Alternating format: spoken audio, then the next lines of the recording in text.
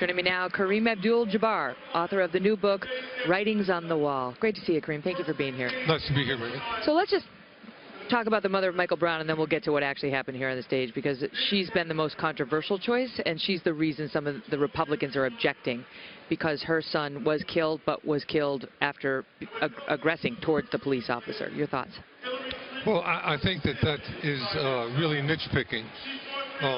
All of those women had really a tremendous amount of grief and tragedy in their lives, losing their children for no good reason. Even Michael Brown was unarmed. So, you know, to say that, you know, he might have been aggressive, it might be true. I wasn't there.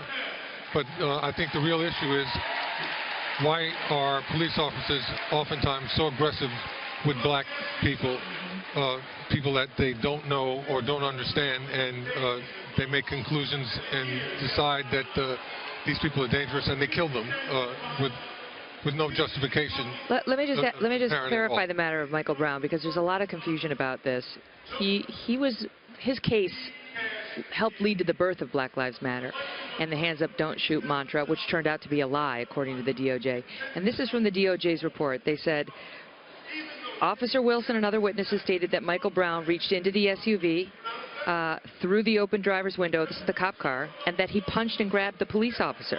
This is corroborated, this is from the DOJ, this is corroborated by bruising on the cop's jaw, scratches on his neck, and the presence of Michael Brown's DNA on the cop's collar, shirt, and pants, and the officer's DNA on Brown's palm. The DOJ made it very clear that Michael Brown was the aggressor against a police officer who was just doing his job, and that he turned around for some inexplicable reason and came after that cop, even though he didn't have a gun and the cop did, and Michael Brown knew that. That case is very dicey. It doesn't speak to all the Black Lives Matter incident.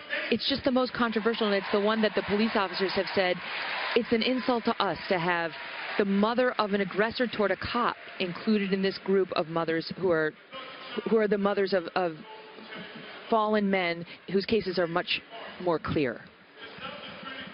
I don't understand what you're asking me to explain. Whether she should have been included.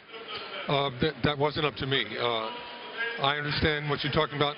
My grandfather and father both were police officers. I understand that we have to conduct ourselves in a way so that all our police officers come home at night. They are the glue that holds our society together.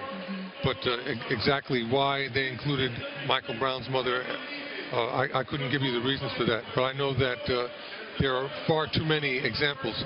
Over 100, in 2015, over 100 black Americans were killed by police officers.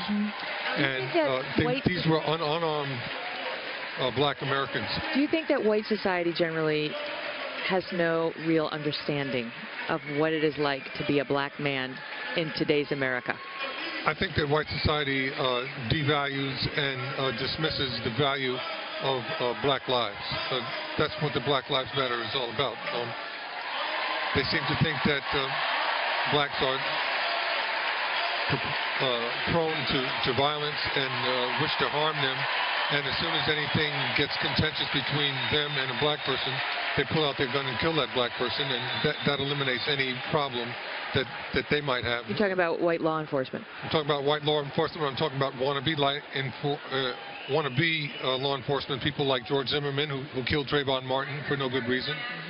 Trayvon Martin was just going from the convenience store to where his father was.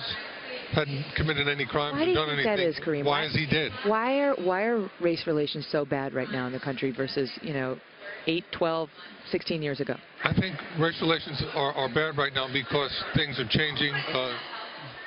People of color are becoming more of a majority in our country. It used to be that the majority of people in this country were white Europeans.